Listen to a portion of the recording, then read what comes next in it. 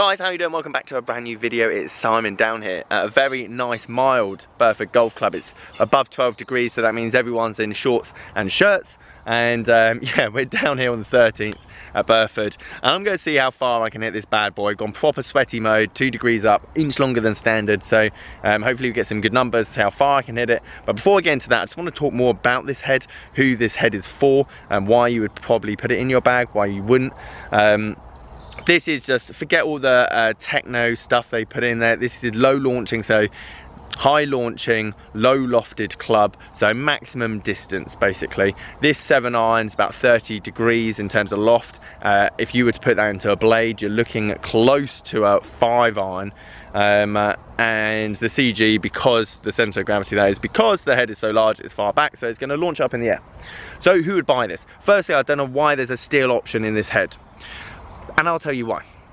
If you're looking for maximum distance, you've got a slow swing speed, if I can talk, then graphite's the way forward. Light, there's loads of things graphites can do nowadays in terms of flexibility and torque, and that's only going to maximise your distance because you're going to swing it faster. So number one, you should be getting this in graphite and graphite alone. Now you might be going, Simon, I've just started playing golf, I need something forgiving, I keep hitting it out the toe all the time, and my swing speed is going to increase, therefore I need steel. Well, firstly, if you just started playing golf, why are you spending £1,000 on a set of irons? And number two, spend 40 quid on a lesson and start flushing whatever you've already got in the middle. That is guaranteed. And also, if you're going for a fitting and you're not hitting out of the middle, then again, what are you doing? So I don't know why these come in steel. It's kind of counterintuitive. Realistically, you're going to outgrow them very quickly if you buy these in steel and you just got into the game. Go for something slightly smaller that you're going to be able to fly it a bit better, and you've got a bit more growth. You're going to be able to use for like 5-6 years and so on. Anyway, I want to see how far these go. I want to see what they sound like, what they feel like, how far I can hit it, and we're going to start from 150, film some swings, see how far I can get back. If you're new to the channel, welcome. I'm doing long drive next year, training this year, hence why I'm combining this and hitting the ball hard. So we're going to try and take the coating off that little white golf ball. Lovely afternoon, as I said, on the 13th here at Burford. Course is looking great, and yeah, let's get into the video.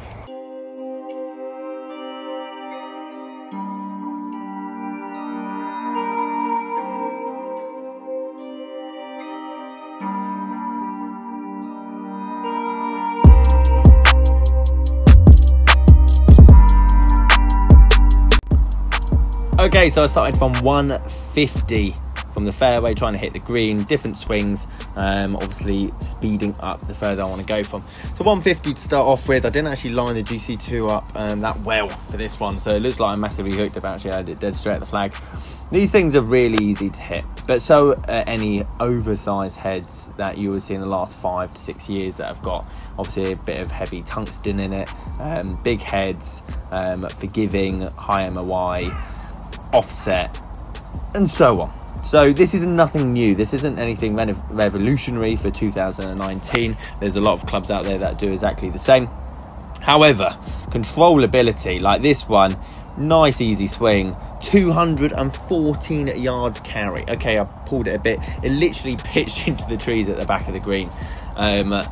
And this is why sometimes distance isn't always a good thing, and when you're getting fitted, make sure I always make sure that when I'm fitting, especially that mid handicapper to high handicapper that has a fast speed, yes, hitting the ball far is great. Everyone likes hitting the ball far. However, how consistent are you? How consistent are you hitting those long ones compared to the short ones? Because irons aren't designed. I fatted that one because I tried to take off so much off it, so you can see that one only went 133. Consistent. I'd rather you have a 7 iron that does 130 80% of the time, so it's like 125 or 135, and then rather than an iron that does 170 140 155 180, because you're never going to be able to play good golf like that. That was a nice solid swing, and I think I pretty much hit 170 bang on the number. Yeah, I did.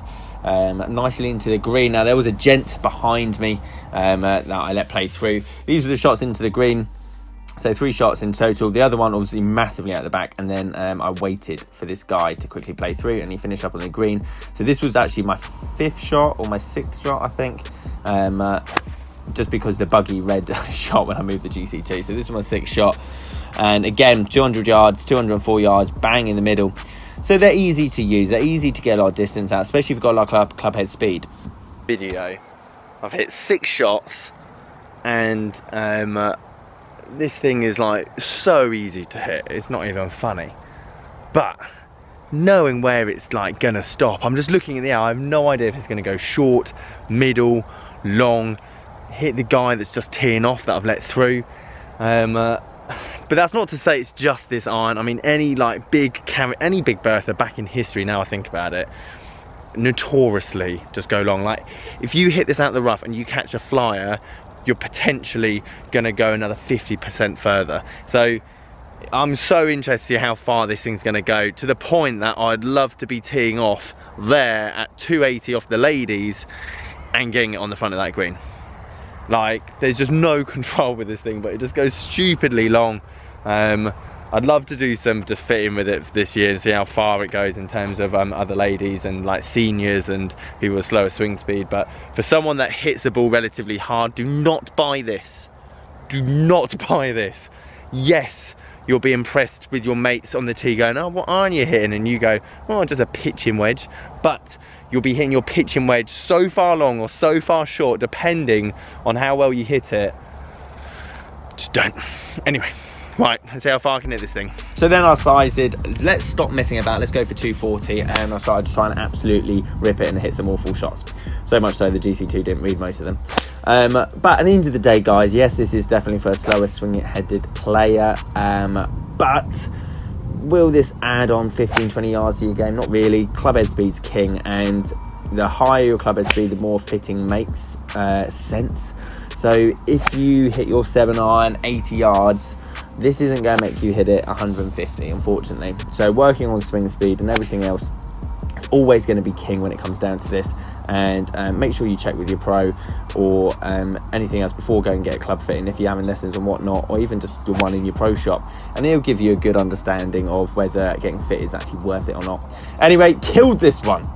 Nice flyer up in the rough, proper cheating. And yeah, it came out with silly amount of spin, 2,400. That's where you want your driver to be, but good launch. And yeah, 240 yards with a 7-iron is just stupidly long.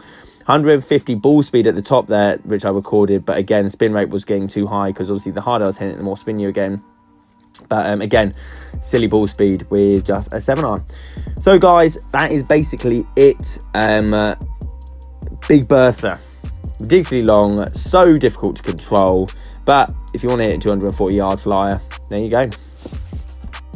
Right guys, there you have it. There's a video of me trying to absolutely kill a 7/6/5 iron. Yeah, let me know if you enjoyed it. Leave a like below. As I said, if you're new, please subscribe to the channel. That would be epic. And yeah, catch you guys later.